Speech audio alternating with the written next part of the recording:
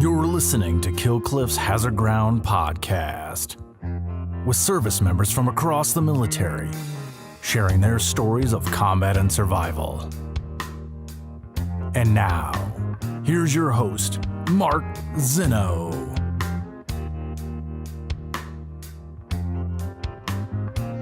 Welcome into the Hazard Ground podcast. As always, we appreciate you joining us each and every week. Before we get started with this week's episode, which features another Tillman scholar, one of the illustrious Tillman scholars, we'll get to him in just a minute. And sort of this serendipitous way that we met with a very interesting connection through one of our other Hazard Ground guests. So that's coming up here in just a minute. Just a few of our normal reminders to follow us on all the social media sites, Facebook, Twitter, and Instagram at Hazard Ground Podcast. Keep up with the show and everything we have going on. Of course, you can connect with us that way via DM, sliding the DMs, whatever the kids say now, but you can certainly use the message function on all of those social media platforms to connect with us. We love hearing from you guys for guest suggestions. Of course, you can go to our website or email us, producer@hazardground.com, and we'll take guest suggestions there as well. Don't forget about our promotion with Amazon. You can go to our website, hazardground.com. You click on the sponsors tab, or at the bottom of the homepage, there's a little button that says Amazon. You click to it, it redirects you right to Amazon. You can do all of your normal Amazon shopping. We get a percentage of what you guys spend, and then we donate a percentage of that back to some of the great charities and organizations featured here on the show. So it's a great and easy way for you to help out veterans charities just by doing Amazon shopping. Also works on your smartphone. It's really simple. It'll redirect you to the app. All the credit card information is saved if you have it there and everything else. So it's very user-friendly and convenient. Please continue to leave us Apple reviews and 5-star reviews. The algorithm, for those who don't know, we've said this every single week, but if you're a first-time listener, the algorithm to grow the show, we need more Apple reviews. I don't know why Apple does it that way, but they do. So if you leave an Apple review, it doesn't have to be a long one. It could be just a couple of words. Give us 5 stars, thumbs up, tell us why you love the show. And of course, make sure you download, or you follow us rather, on our YouTube channel. Just search Hazard Ground YouTube and then download the Kill Cliff TV app, because Kill Cliff TV is where you can also see all of our episodes. And don't forget about our friends and partners at Kill Cliff, killcliff.com, to order all of your clean energy drinks, some of the best products on the market. They have CBD as well. If you're into that, Joe Rogan, big endorser of Kill Cliff and Kill Cliff CBD. So again, killcliff.com to get all of your clean energy drinks. Now let's get on to this week's guest, who was a West Point graduate, graduated in 2008, went on to deploy to Iraq and Afghanistan, and then left the active duty for the Army Reserve after 5 years. He went on to be a Tillman Scholar and is currently the managing partner at a real estate investment agency that's tailored right towards working with veterans. And as well, he is somebody I met through one of our other Hazard Ground guests, Jake Harriman, who was on the show a few weeks back at More Perfect Union. It is Samir Patel joining us here on the Hazard Ground podcast. Samir, welcome, brother, and thanks for being here as I forget the name of my show. Yeah, absolutely. Thanks for having me. Appreciate it. Fantastic and very interesting sort of way that you and I came across each other. More Perfect Union, started by Jake Harriman and our good friend Garrett Cathcart, who is also a former Hazard Ground guest, put us together all at the same table, and we sat down and had our breakfast, and you and I started chatting it up, and I talked to you about the podcast, and after reading your story, I think it's fantastic that you decided to come on. An interesting note, too, by the way. You bought a hotel at 16 years old? Not 16, 19. When 19, I'm sorry. Yes, you were at West Point and you bought a hotel. Yeah. Either way, the word teen and hotel don't go together. Yeah. And when they do, it's usually followed by the story of, and left $750 in damages in the room. Yeah. No, it was good. I mean, USA, and many people may know this, but USA gives all, young military, soon to be military officers a loan. Yeah. I bought a car. You bought a hotel. Yeah, and I used mine as a down payment on a hotel, and I had a lot of help along the way. Don't get me wrong, that is nuts. The first dead body I ever saw was at the hotel before my Iraq and Afghanistan deployment. So, all right, did not expect to hear that little anecdotal story. But let's start back at West Point. How and why'd you end up at the academy? I think I was looking for something that challenged me on many different fronts, not just academically, but physically, and I wanted to exercise my leadership abilities as well. And the academy was the only school that I looked at that really answered and spoke on those fronts. Interesting. Now, you grew up in Georgia, and clearly, you have a lot of big schools on there, and the fact that you eschewed the Georgia Bulldogs for West Point probably leaves some of your fellow high school classmates looking at you sideways. But that said, was there anything else about the military that enticed you? I mean, you got to remember, when you signed up here, we're talking 2004, we're at the height of both two wars, or at least the beginning of two wars going on. None of that deterred you? Not in the slightest. If anything, it probably motivated me to join because there was something challenging going on with the nation, the global war on terror, and I felt I could contribute in some way. And the best way I could contribute was going to the academy and becoming an officer in the Army. Any other ties to the military at all in your family? Or is this a whole brand new? None. Okay. Yeah, none. And then I was definitely I left a lot of people in my family scratching their heads on what I was doing. My father even made me write an essay to him, not even to the academy or to the school, but an essay to him on why I wanted to join, which was actually very helpful. It actually helped me clarify why I wanted to go and all that. Wow. And I'll say this, I used to party around or go to I used to sneak into college parties when I was younger. Mm-hmm. And the first couple weekends you do it, it's fun. Wow, this is amazing. This is what I have to look forward to in college. But after you do it a few times, then you realize that, wow, is there all there is to college? Just drinking on the weekends and goofing off. And I realized pretty quickly that I wanted something more and more meaningful, and the military was an excellent way to achieve that. What was in that letter to your dad, and do you still have it?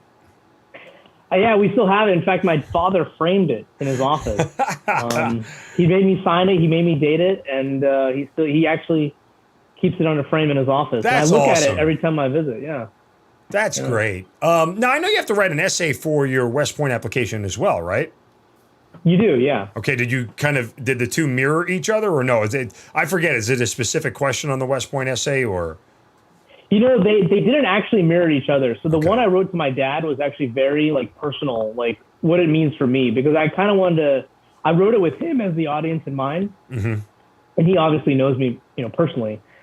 And so I wrote it with more personal things I wanted to be better. I wanted to do meaningful things. I wanted to build more discipline in my life. I wanted to go achieve things. Whereas for the West Point essay, I'm pretty sure I incorporated some aspects of my personal life and what it would mean for me personally, but I really focused on the Constitution. And, I don't want to sound like a cliche, but, the Constitution is one of the most amazing documents, I believe, that's ever been written in the history of the world. The Constitution and the Declaration of Independence. And I centered my essay around that, actually.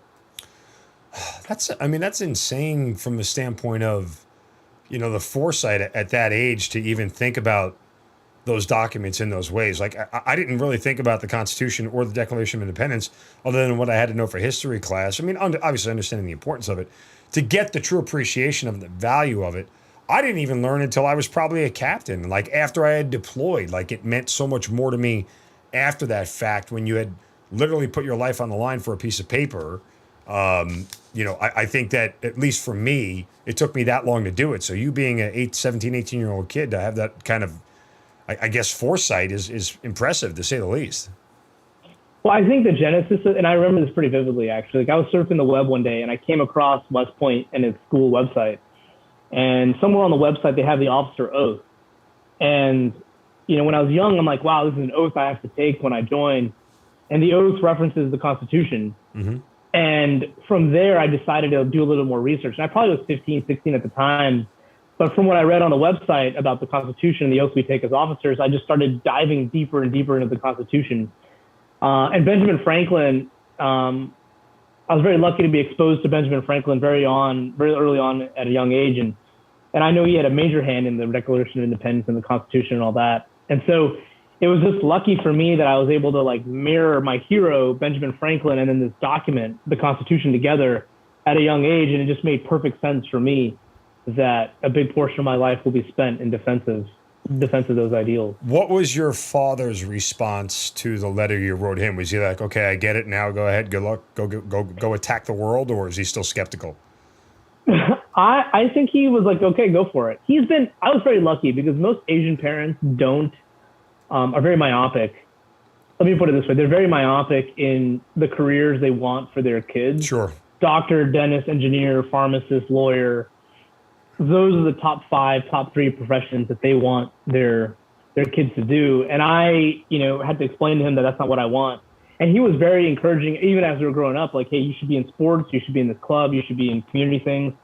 And so all those things shaped who I was. And so the academy was the only place, and the Army was the only place that I could find all of that stuff in one place. So now you get to West Point. Are you in like culture shock for what you're walking into? Were you prepared for it, or did you do as much reading as you could on the internet about it? I mean, what is it like when you first set ground on West Point? Yeah, I don't think there's enough reading you could ever do to prepare you for what you end up with in the first week, first day. I mean, I'll give you an example. I grew up as a vegetarian. I didn't have my first steak until I came to the academy. So like, right there, like I'm already like. Now, did you eat that steak out of necessity, or you actually just wanted to try it? Probably a little bit of both. Okay. I mean, I lost probably 15, 20 pounds that first 8 weeks while I was at the academy, and I thought I was pretty fit. I mean, I did cross country all 4 years. I was a tennis team captain, all that type of stuff. Pretty athletic, but I still somehow lost weight the first 8 weeks. And yeah, like I remember one instance where like we were eating peanut butter out of the jar because like we just couldn't get enough, or like I couldn't eat enough. Wow. Of the food. And I always got in trouble for like stupid stuff. Like you have to eat a certain way at the academy. And like, I just had a hard time adjusting to that type of stuff. And so eating out of a jar was the only thing I had left. Yeah. Well, again, given my Italian background, eating a certain way just means getting as much of it as quick as you can. So if that was the case, I might've been all right at West Point growing up. As you're going through it, and again, 4 years is a long time, obviously, and, it sets you up for a lot of things, but as you start to see this world develop around you and the global war on terror develop around you, and you're going through this experience, was there any point in time where you thought maybe you had chosen the wrong path? I don't think ever I felt that during the time I was there, or maybe even the first couple of years I was in the Army. I think afterward, once I started reading more scholarly works and like understanding more about the world and geopolitics and things like that, then I may have realized that, the academy and the military was the right path for me, for sure. But I have a lot of thoughts on the way we prosecuted the war at the national and political levels that I have a lot of reticence about. And, I realize that not everyone's perfect. I think politicians and leaders, and you know this and I know this, that leaders have to make the best decisions they can with the information they have at the time they have it, and they don't have, years and years to make decisions. But I do think that we made some strategic errors, and fellow soldiers paid for it. Yeah, I mean, look, I don't think there's a single one of us who deployed to Iraq and or Afghanistan, or did both for that matter.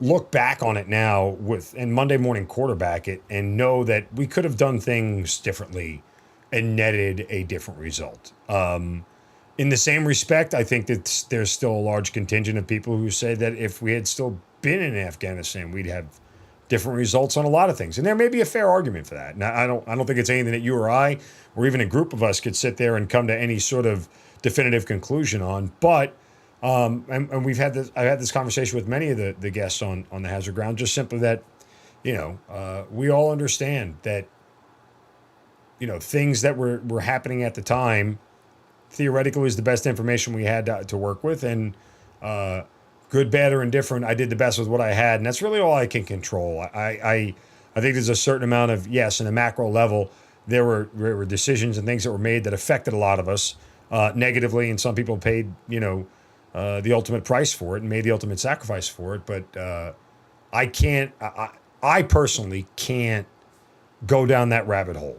I understand if people do, but for me, it's a dead end, right? I'll chase my tail for hours on right, wrong, or indifferent. Yeah, and that's one of the biggest things I had to overcome myself is it's in the past. There's nothing I can do about it, and all I can really do is take these lessons and observe what happened and try to make a better life for myself and for the nation. And I feel very strongly about service, which is why the Tillman Scholarship in particular appealed to me and why I applied in the first place. Yeah, we'll get to that. Let's you finished West Point. It's May of 2008, somewhere in that time frame, right? Yep. You are headed where right after, and how quickly do you get there? So I was an armor officer. And so I went to Fort Knox, did armor training. I will say this, that right after graduation, though, my dad and I, we climbed Mount Kilimanjaro in Africa as part of my graduation leave. And that was fantastic. Wow. And I'm really glad I did that because, a few short years later, my dad ended up having surgery involving his health. And it kind of has left him unable to go do physical things like we used to do. And I'm so glad that I was able to do that at an older age, right? I was 21, 22, with my dad, do something really meaningful. And I'm really glad I took that time to do it because the next 5 years after that were just a whirlwind through Iraq, Afghanistan, armor training, all the other schools I went to, stuff like that. When you say that, people always do that kind of stuff. And so many military people have that bug. Like, hey, let's go climb Mount Kilimanjaro. I'm a loser. Like, I never had any desire to do any of that. None whatsoever. I was just like, okay, let's go. Let's go to a ball game and hang out and take a vacation to the beach. I wish I was more adventurous. I guess I'm not. Now I'm just old. Now I want to do all those things, and my body's too old and can't do them all. So, good for you. So you were after armor school. What you were sent to what unit? 114 Cav out of Fort Lewis. We were a Striker Brigade. So that's 2ID?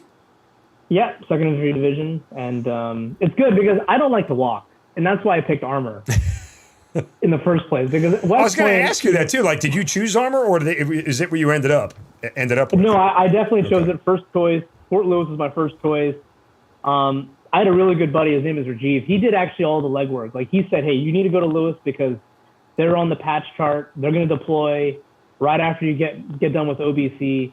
So we're going to go to Lewis. And so me and Rajiv, we just picked Lewis. We both picked armor. And so I credit him for lining me up perfectly. You had the notion to want to deploy as soon as you got to your unit. Yeah, of course. Yeah. I mean, that's why we train. That's why we exist. Yeah. That doesn't mean still you got to be excited about it. Well, when you're young, I guess you don't know any better. If I could put it one way like that. Well, yeah. Okay. So how quickly after you get to Lewis do you end up getting on a bird and hopping over?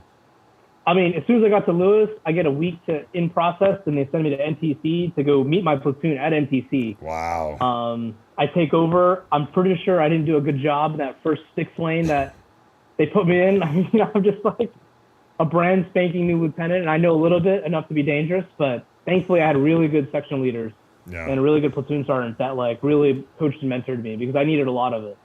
Yeah, I mean, that's the problem with being a lieutenant. You know enough to get into trouble, but not enough to get out of it, right? That's generally the rule of it. And for me, it was more of my mouth that got me in trouble than anything else. But, my mouth could get me out of it. It's just, that's why I let other people do the work. After you finish this NTC thing, I mean, are you in this mindset of just like, let's go, let's get down range? Because I guess, did you ever stop to think, having no prior military experience, clearly having no combat experience, that all of this notion of what you wanted to do versus what the reality of the notion of what you actually have to do, like you could have never seen the gap there, right? You can't. Unless you have a really intimate conversation with somebody and they kind of tell you everything before you do all this stuff, you can't. And even then, the military is something you have to experience. It's not something you can truly just read about and capture what you need to capture. Yeah, and that's why I'm wondering, for all this gung-ho, piss and vinegar and everything else that you have, you get out of NTC, you go right down range shortly thereafter, right? Yeah, we get a month of leave, and so we'll get a month of leave literally, and I had no leave. Because you climbed a mountain. Good job. Yeah, because I have no leave saved up. And so I ended up sitting at Fort Lewis while everyone's out having graduation leave. And then we deployed right in August. So I got there in June. In August, we're on a bird, August 8th. And this one is to Afghanistan, right? This one was to Iraq. Okay, so this is Iraq. So this is 09? Oh, wait. Yeah, it's 09. You're right. Okay, 09. All right. And you head where in Iraq? So we were in Diyala province, which is the northeast sort of section of Iraq. It borders Iran, and it has a big slice of Kurdistan in there. And our primary mission when we got there was to help, by 09, a lot of stuff had been pacified. The surge had already occurred and all that type of stuff. And so, but there was a lot of, how do I put it? A lot of influence from Iran into that portion of Iraq. Yep. And so one of the missions that we had was to do a tripartite sort of mission, joint operation with the Kurd Peshmerga, the militia, the Arab Iraqi army, and us. And, our mission was to do these joint patrols along these villages along the border. And it was quite interesting because it involved not only interdicting kind of Iranian influence coming across the border, but also trying to integrate these two cultures, these two armies, these two fighting forces, and try to get them to work together as one country, one nation. I mean, I'm curious. You have this, as we mentioned a moment ago, this sort of romantic notion of war, like many of us do prior to actually getting there and what it's going to be all about. And then all of a sudden you end up at a combat outpost in northwestern Iraq with 25 Americans, and it's just you guys and a bunch of Kurds hanging around. Do you ever just do that thing where you look around and go, how the hell did I end up here? 100%, yeah. My fear at the time, and it probably still lingers maybe in like a subconscious way, my fear, not the Kurds, but some of the Iraqi army, was getting shot in the back. Yep. And we're all living together, we're all eating together, and you're doing all you can to integrate these people. And there's all sorts of conflicts, right? Like, oh, this guy stole that guy's cell phone, or these guys didn't get enough food. You're like mediating all these conflicts. It has nothing to do with combat. Nope. It has everything to do with building a team and getting people that traditionally don't like each other to work together. And I think that in and of itself was something I probably was not prepared for as much in OBC. I definitely was prepared for, like, hey, react to contact, call a medevac, that sort of thing, call for fire. This is how you maneuver your vehicles, this is how you do a cordon and search, all that type of stuff. But the stuff that got me scratching my head was, hey, this guy stole that guy's cell phone. What do you do to mediate that conflict? Yeah, I was almost naive to that whole concept. I mean, I worked hand in hand with Iraqis every single day during my first deployment. And it never once occurred to me that they would turn on us, even though that we had reports of, bad guys trying to infiltrate and get in, right? Like moles and everything else. It never once bothered to occur to me. And I'm trying to remember if I ever had that thought or that fear that, I could turn around and one of these guys could shoot me. And I guess we slept together, and we lived in these shipping containers, modified shipping containers with like six to nine dudes in one.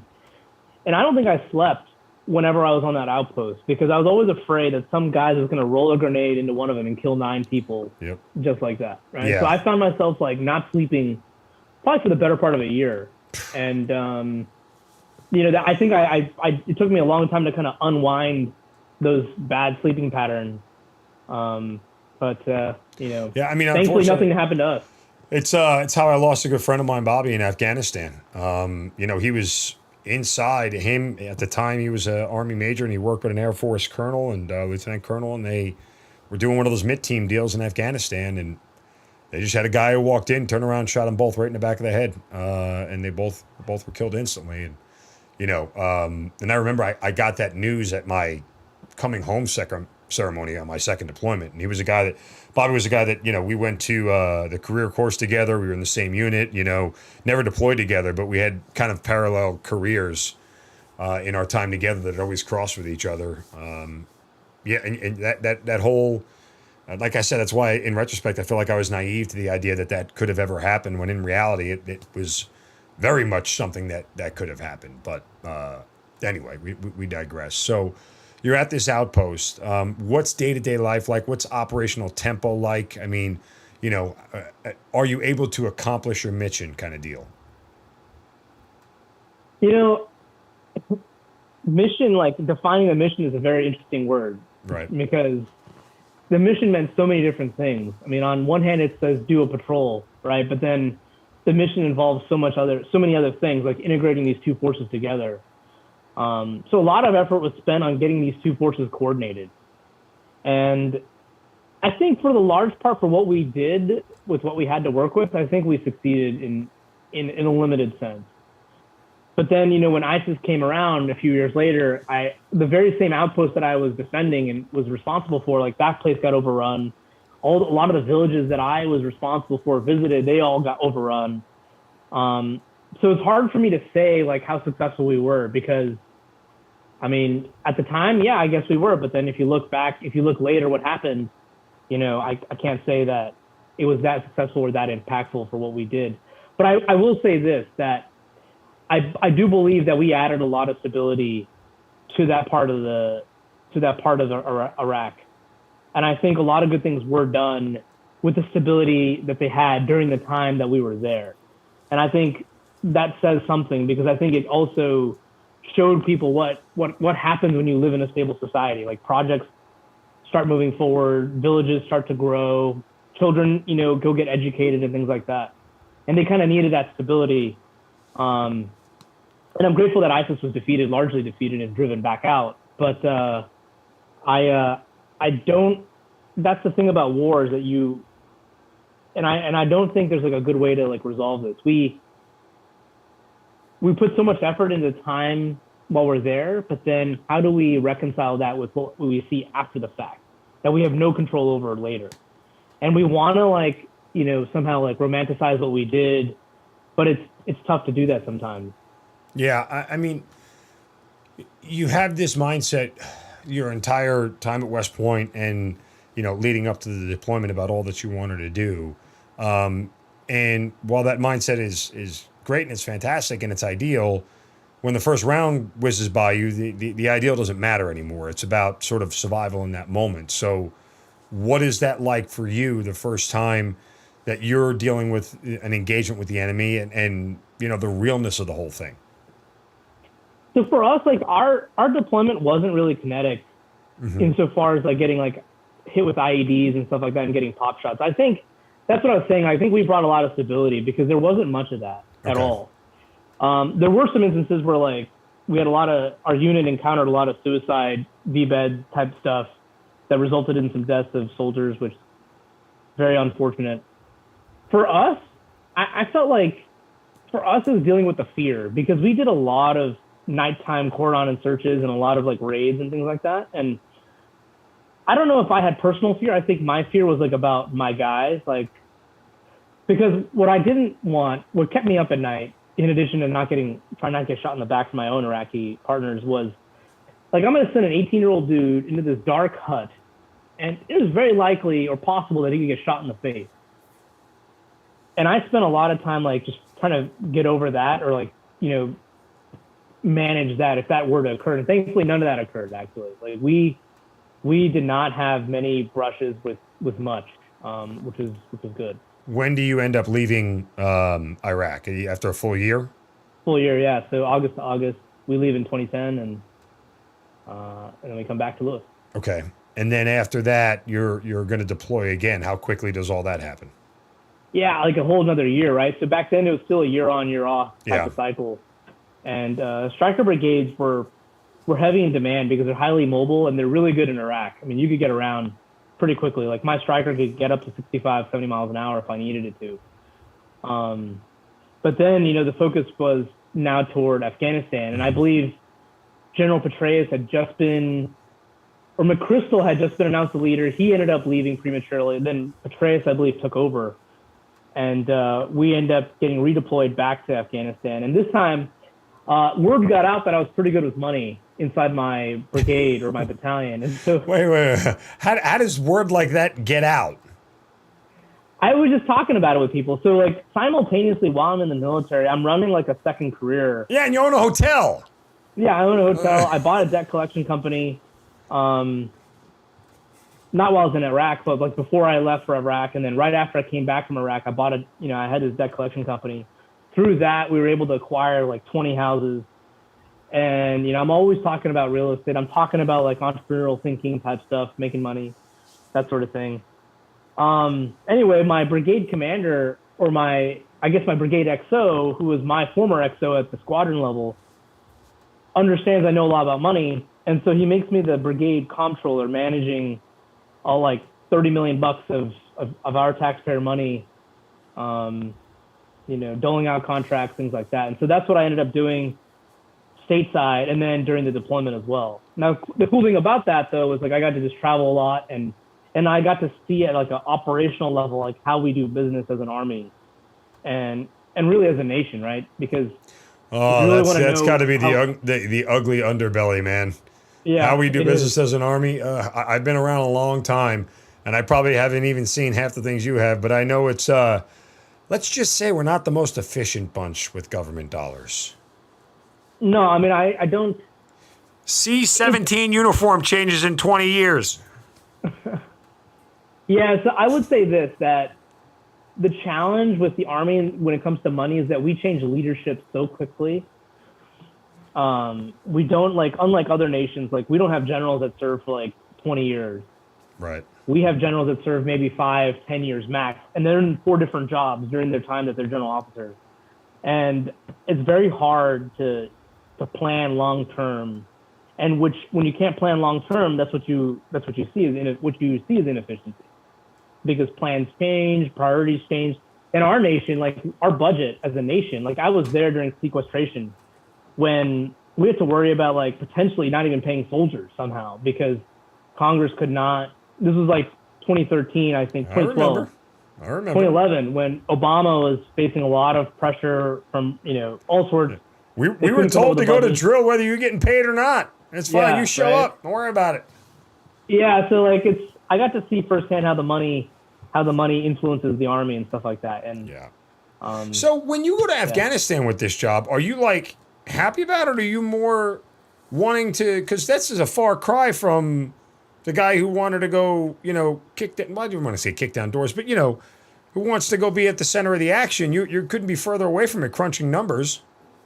Well, I'll tell you this, right? Like I wouldn't be doing that anyway, right? Because I did 2 years as a platoon leader, and I was about to become an XO, but then the squadron or the new brigade XO says, "Hey, do you want this job instead?" And I'm like, "Yeah, I'll take that job," because like I love my XOs, but like they're just bitch boys basically, and it's a thankless job being an XO on a line unit. Yeah.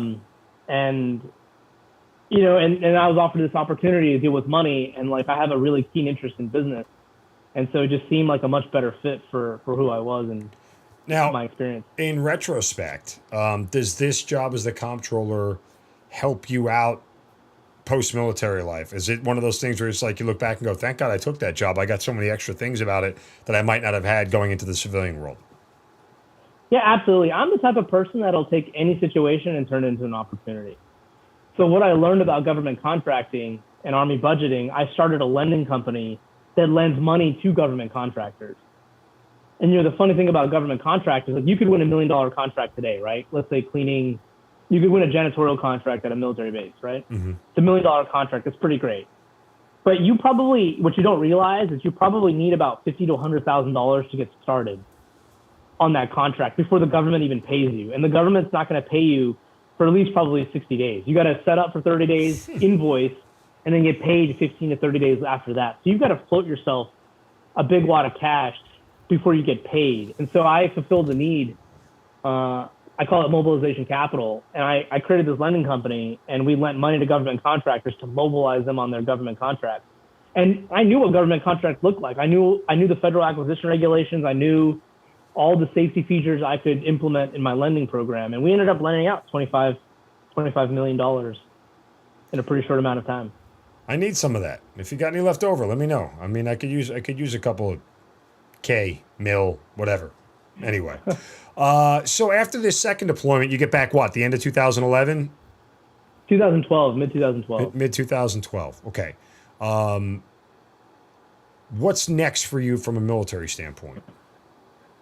So I wanted to go to the career course, but for some reason I just came late and I missed my course date. So they ended up making me a troop commander of a basic training of a 19 Delta Scout Cavalry basic training unit.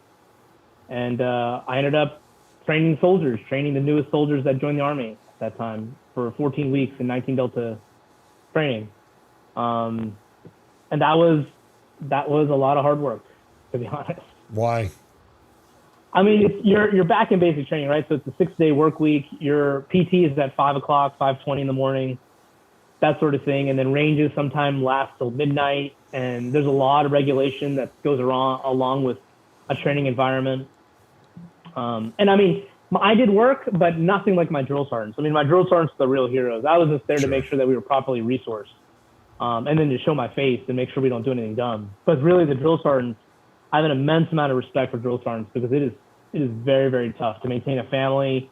A lot of my drill sergeants were pursuing their education while they were drills, and then dealing with privates, and all the dumb stuff they do, and doing it for 18 hours a day, 14 hours a day. It's not easy. So that drill sergeant badge that people wear on their uniform, I mean, it's well earned, and they're worthy of our respect. Within a year, you decide to leave the active duty. Why? Yeah, so I did well as a commander. I will note that I did SEER school. I knocked out SEER school. Oh, that's awesome.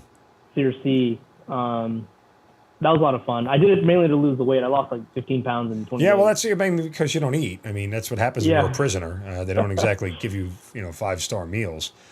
Did you, just out of curiosity, I want to push pause on the getting out. So, was that something you always had in your sights, or it just sort of fell in your lap kind of deal?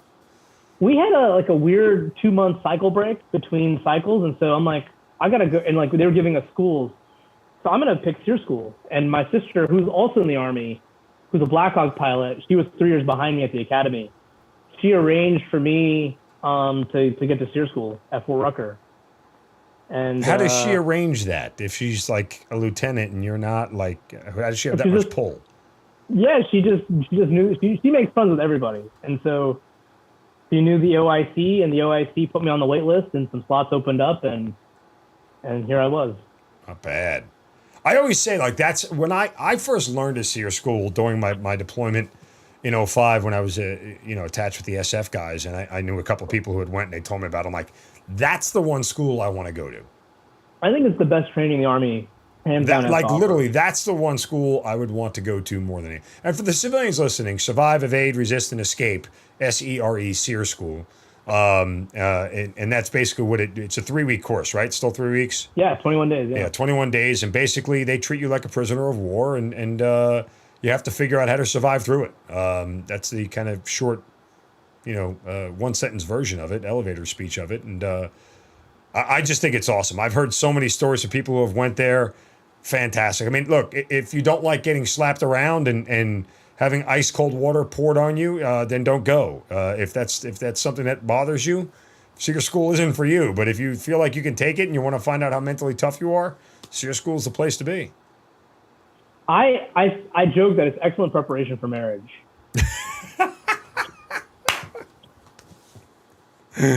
I never thought of it that way, but yeah, every day you're trying to survive, evade, resist, and escape marriage. It makes a ton of sense. Thank God my wife doesn't listen. But nonetheless, that's outstanding. That's really well done. What was the one part of SEER school for you that was just sort of that seminal moment that you always remember?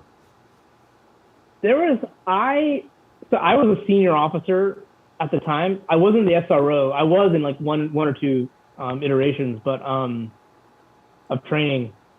What I enjoyed the moment for me was being able to lead younger soldiers or through we hadn't slept in days. Everyone's feeling really terrible about themselves. But I was there and I never felt depressed. I never felt, I don't know how do you put it, I couldn't go on or anything like that. I always felt hey, I'm the guy and it's up to me to get us from point A to point B, because you do a lot of walking in SEER school at night.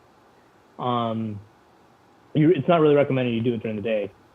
But yeah, I just found myself wow, I'm actually leading this thing. I'm getting us from point A to point B. I'm actually making things happen and pushing us along and all this other stuff. And that was very, very good for me.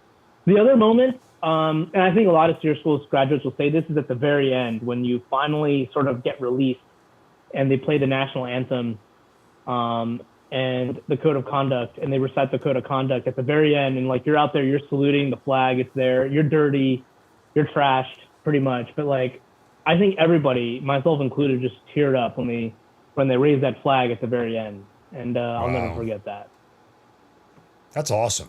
One of the stories I heard from one of the guys I deployed with that went there, he talked to me about how they had him in the room and he hadn't slept for days and hadn't eaten for days, and they offered him a cup of coffee and asked him to sign. They put a piece of paper in front of him, asked him to sign that that I'm being treated well and this, that, and the other. And they slid a sentence in there that was denouncing the United States.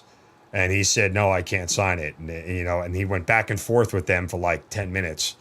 And then eventually they walked out of the room. And they came back in later and put the cup of coffee back down in front of him with the pencil. And before he even said a word, he said, I picked up the pencil, snapped it in half and smacked the cup of coffee away immediately. And then he turned around and said, they just knocked me out of the chair and started beating the crap out of me. I said, yeah, sounds about right. So that's the one story somebody told me from SEER school that always sticks with me. And I don't know why that intrigues me. Like I want that to happen. Like I don't want that to happen. But, the idea of the mental fortitude of the whole thing really sort of, for lack of a better way to phrase it, turns me on. Like, it's almost like it's that scenario where you want to be pushed so you know how hard you can push back. Yeah, there's a lot to be said about that. I think I may have had that notion when I entered the school, but when I left the school, and they teach us directly, it's not about that per se, about trying to hold out. I think it's about, there's a greater goal there, which is you have to lead and you have to like return with honor and you have to be able to like live to fight another day, I think is the way I actually left with that. It's interesting. I mean, I get that sort of, transfer from thought process, which makes a lot of sense. Yeah. Like, so for example, like, knocking food away, for example, like, yeah, I get it. Like you do not want to be disloyal to the nation and say anything bad about the country and things like that. But at the same time, like if you can get your hands on food, you have a duty to get your hands on food in order to escape. Yeah, makes complete sense. Yeah. Anyway, it's a great school. I mean, look, any young military folks out there listening, go to SEER school if they give you the opportunity. All right, so after SEER school, you get out, right? Like, what brings you to this decision? Yeah, like so I got promoted to be like the battalion S3 after command, and making PowerPoints, and it's very important work. Don't get me wrong, like it's very important work. Oh, don't lie. Staff officers do. Don't lie. It is. I mean, nothing happens. I've been an assistant without, S3. Don't lie. I'm talking about bitch boys, dear Lord. Yeah, I know. Well, that didn't last long for me. Let me put it that way. Look. Learning to be a good staff officer is important, and it will make you a better commander down the road, understanding what has to go on behind the scenes to be an effective commander. But Correct. But Yeah, it is absolutely. a lot of bitch work. Like, it's not fun. Well, what the thing for me, though, is like I realized as I look at the like promotion thing, I didn't want to wait another 5 years to be in command again. Like, if the Army somehow, and this may be arrogant to say, but, I want to command and I want to lead, so that's why I'm there. But if the Army said, hey, you would be a commander again in whatever capacity, leading something within 2 years, I'd have been like, great, I can do that. In fact, I wanted a break.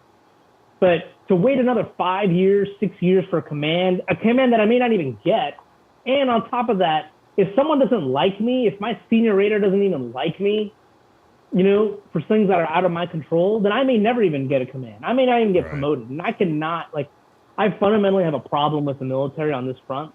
And I don't know of any other better way to fix it. So, I will say that. But I just could not sign myself up for a life where, I'm judged by others on subjective things, potentially subjective things. And, I've just done too much. I've educated myself too much. I've done too much to kind of, allow myself to fall into that trap. And so I just said, look, it's time for me to hang it up, and I'm going to go pursue my entrepreneurial dreams. After 23 plus years of doing this, your assessment isn't wrong. There's a lot of subjectivity in it, and it's frustrating. There are times in my career where I have been graded more on personality than performance. And that's unfortunate because the performance part of it, and I don't say this with hesitation, my performance has been top notch. But that's not always what it's about. And there's a certain level of senior level leadership that you have to understand that concept. And there's validity to that concept. At least there's validity to the people who make the decisions in that concept, right? It is not a fair system. It's not designed to be fair. They tell you it is. They tell you it's, all above board. But that's not really the way it goes. For better or worse, like you said, there are ways to tweak that, and it's a completely different conversation and podcast to do. But that said, I get the emotions you're having or had, and why you made the decision that you made, and certainly, I respect the fact that you were able to see that and have the self-awareness that there was something else there for you. So, congrats on that. You said entrepreneurial dreams. Did you have a specific entrepreneurial dream in your mind when you left the active component? You know exactly what this is? Yeah, I knew I wanted to acquire assets, right? And so I had a thing going in real estate, and I had amassed quite a bit of money as well. And I met somebody that I thought we'd start a hedge fund together, believe it or not.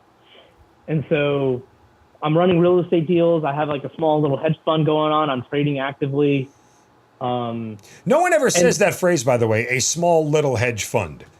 Like by definition, hedge and fund are not small and little. I could be. Am I wrong on that? I don't know. I don't have the entrepreneurial background. Every time I hear hedge fund, though, I think big, large, massive, incredible. What's this? Yeah, if you want to talk about dollar amount, right? Large or like a decent hedge fund to even make it, you need to have at least 50 million probably in assets or investor money. And I'm trading with less than 5. Okay. So it's pretty small. So hedge funds need at least 100 million to 300 million to be healthy enough. Yeah. And I would argue maybe even today probably $1 billion.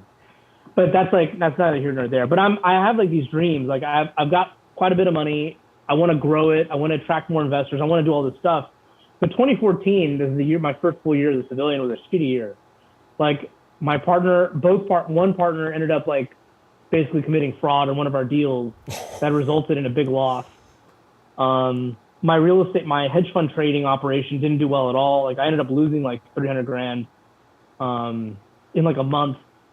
So all this and I attribute it to arrogance probably. I'd done so well in the military, and I felt like military skills were transferable into the business world, and they are to an extent, but not really from where I sit. Not actively making real business decisions, because you're not making business decisions in the Army. So what makes you think you can make real business decisions in the business world? Anyway, I had a shit ton of losses during that year. It was a bad year for me.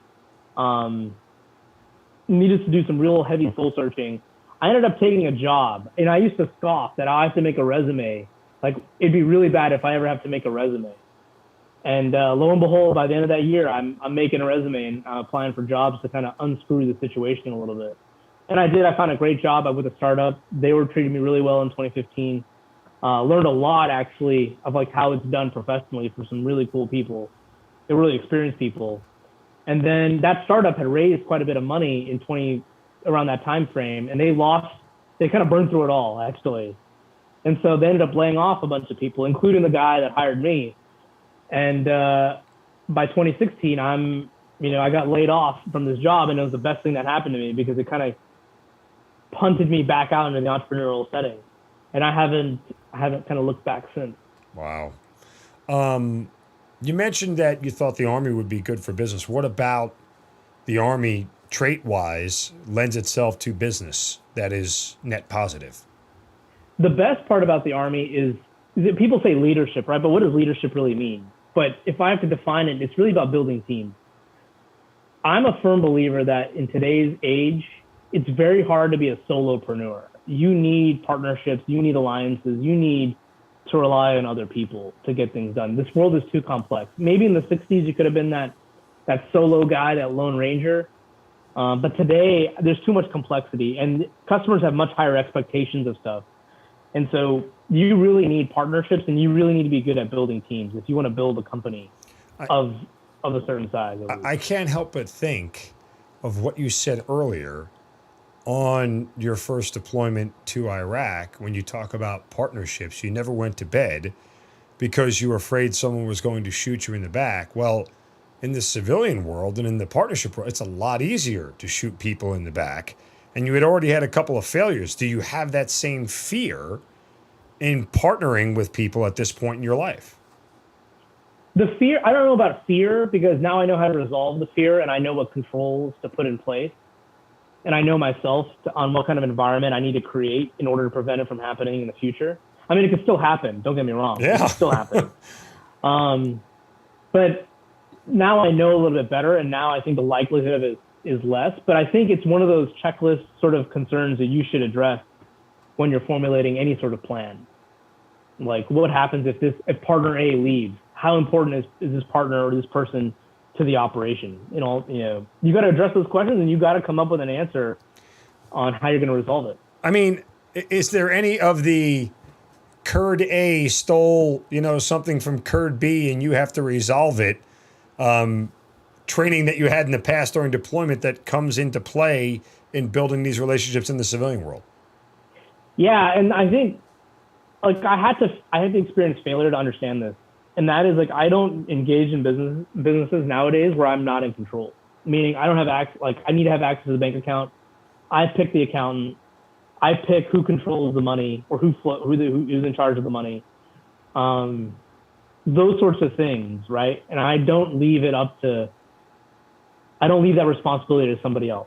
Now you could be if you're joining an entrepreneurial team and you have a little bit of equity, you could be the guy that has to take direction from somebody else. But for me, I know I need to be in control in certain areas, in certain key areas, and I do that through reporting. And I do it through weekly checks and governance and things like that. Impressive. When does the Tillman Scholarship Fund start to come into your picture, and why? Yeah, so a few years ago, I had taken over a distressed logistics business. I turned it around. We did $2 million in revenue when I took over, and ended up doing about $9 million in revenue, and I ended up selling it. But there's a lot of mistakes that I made along the way, and a lot of profit I probably left on the table with that iteration of business. And I realized, dude, it's all good that you can teach yourself and learn on your own, but I really need to stop making mistakes on my own, because learning from your own mistakes is very expensive. It's far better to learn from other people's mistakes. Goes back to that marriage thing you were talking about before. Yeah, exactly. Yeah, exactly. And so I said to myself, look, we've got some money in the bank. I want to be a business guy. I'm all in to being a business owner, being an entrepreneur, that sort of thing. I need to go back to school. So I ended up getting 2 master's degrees, one in commercial real estate here at Georgia State, and an MBA from Emory, which I just finished a few weeks ago. And the Tillman Scholarship kicked in for the MBA. What was that process like for you? So the Tillman Scholarship, it was the second time I applied, actually. The first time I didn't even get an interview. Oh, yeah. I didn't even get an interview. Wow. Yeah. They left that part out in the write-up on you. Yeah. We rejected him the first time. He had to come back for take 2. Yeah. I will say this, that I didn't even know about the Tillman Scholarship, and I was in Mexico City with my wife at the time. And I ginned up my application in 2 days, and I submitted it. So it was a pretty shit application to begin with. Oh, okay. To make the deadline. But anyway, the second time around, what I did was I enlisted the help of other people I knew. And fortunately, I have a lot of cool West Point classmates that are also Tillman scholars themselves. One of my history teacher at West Point ended up becoming a Tillman scholar himself too, Robert Mahara. And he they just helped me kind of formulate how to apply. And what I really appreciate about them is that they never changed me. They never we never lied about who I was. We never lied about anything, because entrepreneurial business guys typically are not going to be Tillman scholars. They really in my opinion, they really like the healthcare types, and the doctors and folks that are trying to just get their undergrad degree. Whereas me, there's no real reason to support me if you look at my financial history and everything else that I've accomplished. But what my friends helped me do is they helped me clarify my yearning into real goals and how it would help other people. And so one of the things that I feel really strongly about is lending. And I'm a lender. I lend money out a lot, if you didn't know, in real estate and in government contracts. And I've seen how the government formulates policy on lending. And I feel there's a lot of things that could change in the way the government does things that really jumpstart America in terms of entrepreneurship and bringing back small business and bringing control back into the American life. I think the American dream isn't necessarily to own a home. I think the American dream is to be in control of your destiny. And one of the best ways you can be in control of your destiny is to work for yourself or run a small business for your community, especially. No, it's funny you mentioned that, because I'm sort of going through that right now in leaving, the regular. Now, look, I work in media and sports media. People who know and listen to this show know that. So it's kind of my my thing. But, since leaving the traditional media platforms of, radio and regular TV and going into digital and online platforms and getting out of working for a corporation, now I essentially work for myself as a freelance contractor for multiple different outlets. And I tell people I've never been busier. I've never made more money. I've never had more fun. I've never been more relaxed. I've never been less stressed since I just started working for myself. I've created an LLC and I have this business that I'm sort of, growing from the ground level up that I'm using to just put myself out there. And it really is. I mean, I think that's a very lucid point about the American dream, is more about controlling your own destiny, financially, independently, from all those different points. I think if we could get America to agree on that, and maybe in some weird way, in some antithetical way, that's where we are right now with, control over my body and my voice and my whatever. You get the point. But it really just kind of speaks to that core of the American value that I'm creating my own opportunities, right? And that's kind of where all this comes from. I mean, being a pioneer is what's part of being an American, right? The ability to innovate, all these other stuff. It's served us really well over the last 200 years. And I also feel that like the biggest problem facing the nation is apathy. For some reason that, it's only the fringe and the extreme elements, and even on both sides, those are the guys that donate. Those are the guys that participate. And those are the folks that end up winning elections for politicians. And so the politician has to address the extreme, because the middle 80%, the middle 90% is so apathetic. And maybe we're a victim of our own success. Like, I don't know if I really care, like, what goes on. I mean, now I care because inflation is like crushing us and stuff like that. But like, largely, like, who the president of the United States is has very little effect on your day-to-day life. Your city council has more effect of that than 100%. Anything else. Yeah. But I don't know my city council. If you live in Georgia, your HOA controls everything. Those bastards. Yeah, I know. Side note, HOAs are the biggest racket in America, and I don't know how they get away with it. It should be 1,000% illegal, and all of them should go to jail. It is the biggest fraud in this country, and I want it exposed from top to bottom. Different show, different podcast, but I've said my piece. And you're smiling because you probably have an HOA, don't you? Oh, well, so the debt collection company that I own, we collected debt on behalf of HOA. Oh, man. So, you guys. Yeah. Let me find out where you live, aware. Well aware. You stayed in the Army Reserves as opposed to just making a clean break. Why? So I didn't actually stay. I had a break in service. Okay. Why'd you come back in? 6 months, basically. Because I missed the uniform, right? Like, I missed the meaningfulness of serving. I think, like, a lot, and I'll be the first to admit, a lot of effort and mentorship has been poured into me. Sure. Because I needed it. And, people, and I think I feel duty bound to give back in that vein, because a lot of people, like, if people don't stand up and people don't serve, then, where are we going to be in a generation? And, I took it, and this sounds very cheesy, but I did take an oath to serve for a lifetime of service, at least the West Point one. And it just jives with me. I actually make less money. I know this for a fact. I make less money, financially, business-wise, because I serve in the reserves. But, it's just one of those things that I got to do. Well, the good thing about the reserves, and I've said this for years, as far as the guard versus active duty, you get to date the Army. You don't have to marry it. The reserves are the best. I mean, the reserve and the guard are the best because, like, depending on your job, for most people, it's like summer camp. Like, you're there with the boys, you're there with your squad mates or whoever for a weekend. You get to joke around. It's like almost a mini vacation, assuming you're not preparing for a mobilization or a deployment or something like that. Well, remember that command you talked about that you wanted to be promised, and the one that was going to come in 5 years? Yeah, just wait. That 2 days a month thing goes out the window when you take command. I don't know if being a commander in the reserves is a good thing. So I applaud you for just so you know. Yeah, I'm on the second one of I'm in 06 command now. I was 05 and now I'm in 06 command. It's you're doing something every day of the week, but it's like you said, it's about service, right? Like. I certainly at this point in my life, I don't necessarily need a guard paycheck, right? Like it's great that it comes along, and it's nice because, as an 06, it's worth your time from that standpoint. And sorry to all those people who aren't in 06, but I do it more because of the reasons you talked about. Like I want to give back, and I still want to be part of the organization in some size, way, shape, or form. And I enjoy leading.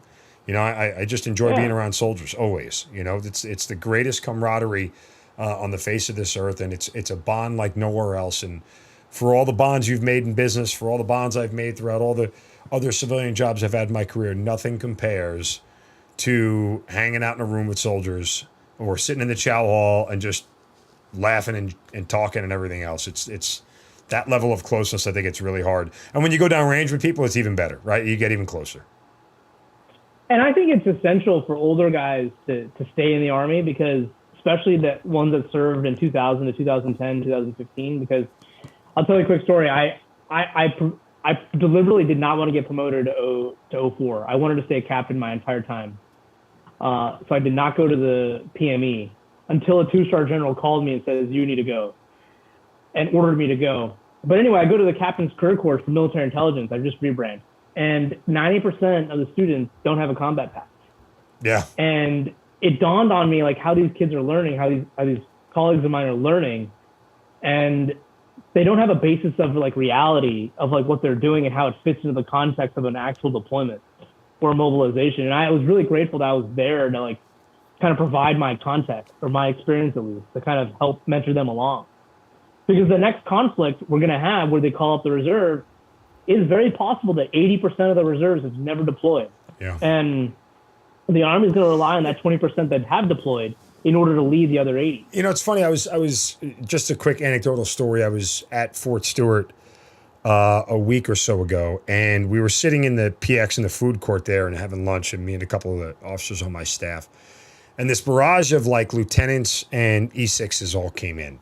And I didn't know any of them, but I remember looking at their uniforms, and they look so young and I guess I'm just old now, Samir, but they look so young and so energetic and fresh face and all those other things. And then you walk by in the uniform, and I don't know why we do this in the military. We have to look up and down everybody's uniform to see what they're wearing and what they're not. But for the record, I don't wear any badges or anything on my uniform. I just wear the normal patch, and that's it. And I do that for a reason. I don't need to prove to the world what I've done, what I've accomplished, and who I am. I mean, sit down and have a conversation with me, and you'll find out what I'm all about. But that said, back to your point, I looked at their right sleeve, and no one is wearing a combat patch. And I said to my staff, I go, guys, it's crazy. Like, none of these kids have deployed. Yeah. Like, there was a time where all you'd thought about was deploying. And now there's a whole section of this military that would literally give, what, to go down range somewhere and fight somebody, because everybody else around them, it feels like everybody else around them has done it. And wait another 3 to 5 years until all the guys like me and my group are out, right? And we've moved on, both officer and enlisted. That number is going to get even less. So you're at like 50% of the active force hasn't deployed yet. And that's crazy to think, considering, where we are. Because in reality, again, there haven't been more than, 12,000 troops in Afghanistan for the last 3 or 4 years? So, 2015 was really when it all wound down to next to nothing. And so now you're almost 10 years out of really no high-level combat operations. Yeah, I know. So it's becoming a different army. But to your point, I think it always is worth saying. And that's why I spend more time than anything just sitting and talking with soldiers. Put the phone down, sit down, have a conversation with them. Stop using technology to be the lead form of communication, and just sit down and spend time with folks. I've always said that, and you'll always. I love to ask and it's very difficult when you're a senior officer to get people actually agree to go to lunch with you, because nobody wants to hang out with you. It's like you're a leper all of a sudden. You have like cooties and they're going to catch it. But I'm always, hey guys, let's go grab lunch. Let's just go sit down and talk and enjoy each other's company for a little bit. Like strip away the uniform and just talk to people about who they are and what they're about, and connect with them in that way. And then leading them becomes a heck of a lot easier. And I think most humans in general like stories.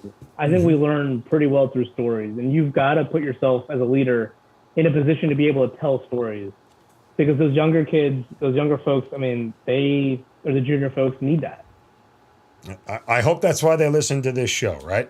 This show's all about stories. So you have all this going on right now. you have this entrepreneurial business and you're doing, investment in real estate and you're still giving back to veterans. Do you have a sort of a short and long-term plan for the military and your life and where it's going to go? Yeah, I do. I regularly engage in exercises that ask me, hey, what does life look like in 5 years, 10 years, 15 years from now? And one of the things I've learned is that it's very important to be crystal clear on where you're going and what type of goals you want to have. And it's okay if goals change along the way because of circumstance or something else, new piece of information that you learn. But it is important to have a pretty good idea of where you're headed and the direction you're going in. And so for me, I just want to be a better allocator of capital. Like I'm sitting on $25 million right now of investor money, and we've done really well by our investors so far. We lend money to the veterans and military officers on their real estate fix and flip deals. So if you want to buy a derelict house and you want to flip it, and you don't want to go through the hassle of a bank or a seedy lender, we exist for you. That's what Trophy Point does. And then through that, we're also acquiring businesses and other assets as well. So I'm trying to just be a better steward of capital. And at the same time, I just want to continue to serve in the Army in whatever capacity the Army has for me and my talent. And what does it look like in terms of rank and position? I don't actually know. I don't know if I want to define it that way. I want to define it by function and what I can do. And every day I'm working towards shaping that environment to allow me to do that. I mean, it's very hard to it's very easy actually to get distracted. It's very hard to focus in this day and age. And I find myself just doing a lot of things. I hired an assistant, a full-time live assistant now, to kind of take off the distractions off my plate so I can focus on the main things I got to do.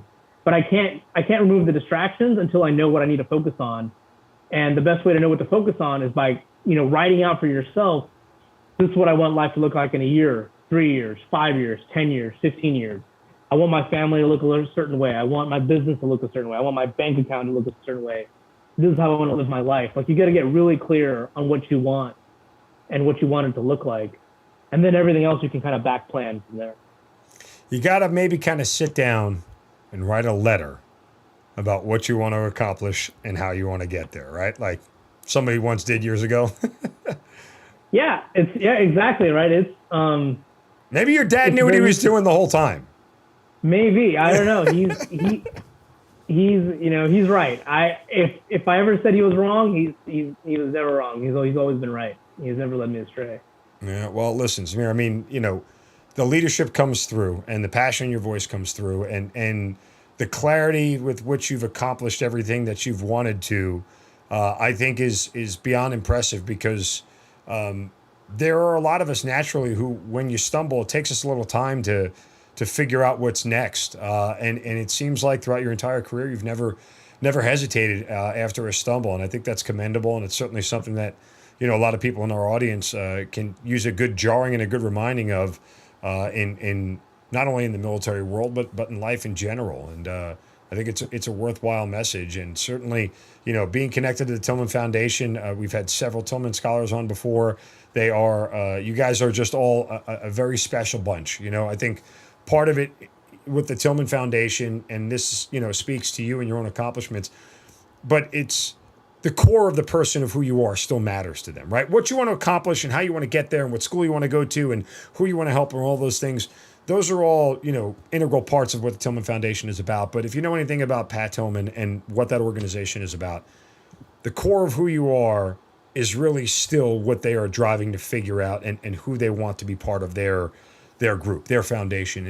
And it automatically speaks to me that you've been selected among that group because that core of humanity is dwindling, right? The core of the people in humanity who have those core values that Pat has is dwindling. And I think it's an excellent representation of who you are. You can make a lot of money, you can accomplish all these things and do all those, but that doesn't change you at the core of who you are. And I think, we saw a lot of that over here during this conversation. Thanks. Yeah, I appreciate that. Samir Patel, thank you so much for being part of the Hazard Ground. Absolutely. Thank you. You've been listening to Kill Cliff's Hazard Ground podcast, hosted by Mark Zeno. If you have an interesting story to tell, and you'd like to be on the show, send us an email at producer@hazardground.com. And if you like the show, don't forget to subscribe, rate, and review on Apple Podcasts. Thanks for listening. We'll see you next time.